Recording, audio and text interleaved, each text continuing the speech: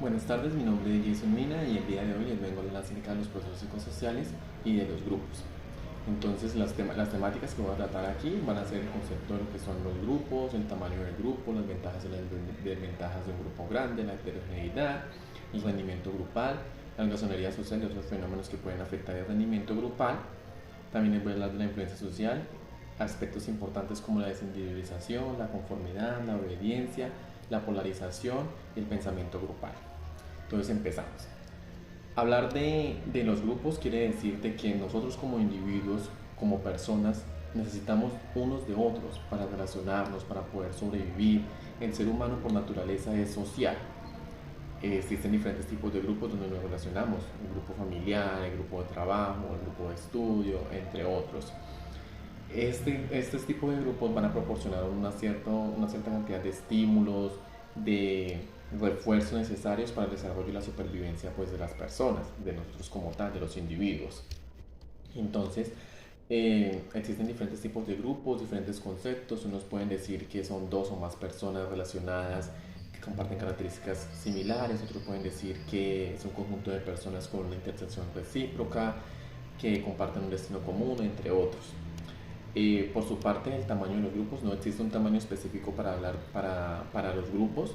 Eso varía dependiendo pues, de sus características, de sus objetivos, del contexto donde se desarrollen, de las metas claras que tengan los grupos en general. Entonces, esto pues depende de múltiples variables como las que ya acabé de mencionar anteriormente. Las ventajas y las desventajas. Las ventajas de los grupos grandes, pues claramente la primera ventaja que tiene un grupo grande es que el aumento de recursos es muy importante, cuenta las actitudes, los conocimientos, las habilidades, las energías, entonces se espera que hayan grandes resultados y que se obtengan un rendimiento súper elevado y eficaz. Por otro lado, una segunda ventaja de los grupos grandes es las capacidades, los recursos, también la relación con las expectativas, los valores, las experiencias y las características personales. Además de que también cuando se cuenta con un grupo grande es percibido, se puede decir de que tiene mayor legitimidad según socialmente aceptada, según la característica, mayor cantidad de grupo quiere decir que es más legítimo, es más legal, es mejor visto. En cuanto a las desventajas, claramente podemos señalar que se pueden presentar gran cantidad de problemas, desorganizaciones, falta de coordinación, falta de comunicación, otros inconvenientes. Eh, Otra desventaja principal es la satisfacción, se pueden formar subgrupos pequeños dentro de los mismos, pueden haber peleas, conflictos, situaciones difíciles de poder que no se puedan manejar, falta grave de compromiso, de responsabilidad, atencionismo, comportamientos egoístas, entre otros. La heterogeneidad. Hablar de heterogeneidad quiere decir de que es una mezcla de personas, de diferentes elementos que tienen características diferentes.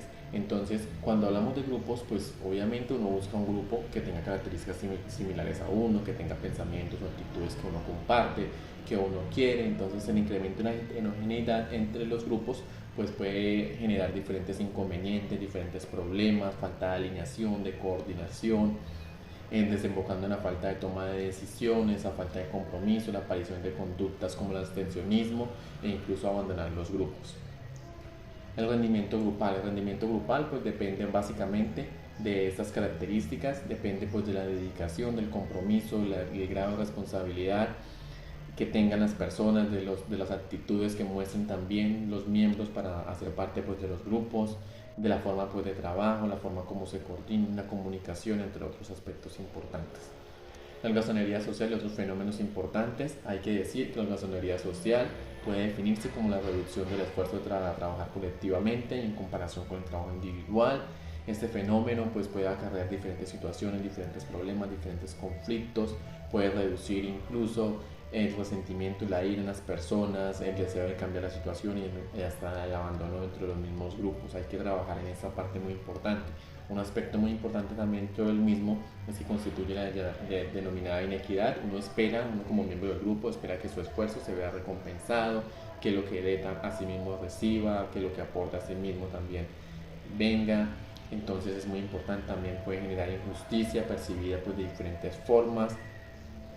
negarse a realizar algún trabajo, a irse a tal hora, no considerar equitativo las cosas, incluso modificar las percepciones también, las personas que hacen parte de los grupos. La influencia social, como bien sabemos, estamos influenciados por diferentes tipos de pensamientos, de situaciones, de ideas, de percepciones que tienen las demás personas. Entonces, dentro de los grupos también esto mismo hace parte. La influencia social hace parte de diferentes procesos a través de los cuales las personas influyen directa o indirectamente sobre la toma de decisiones, sobre los pensamientos, sobre los sentimientos y las conductas de los miembros de los grupos. Eso puede también acarrear a la denominada desindividualización, conformidad, obediencia, polarización y pensamiento grupal, que les voy a hablar ahora mismo.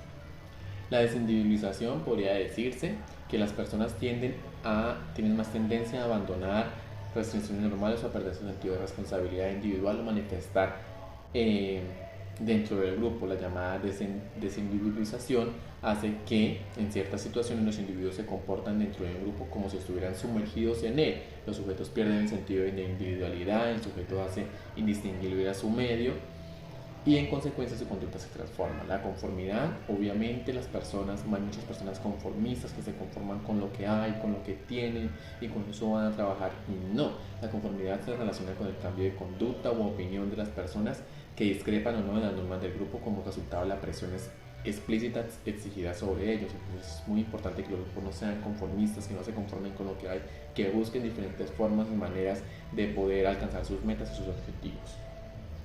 La obediencia, claramente los miembros del grupo, dentro de los grupos hay un líder, sin embargo no siempre debe haber una obediencia, siempre deben haber diferentes puntos de vista, diferentes investigaciones, diferentes maneras de ver y de percibir las situaciones, y de esta forma entonces es importante llegar a acuerdos trascendentales y que hagan de que las personas pues en cierta forma puedan tomar decisiones adecuadas en los momentos que se requieren.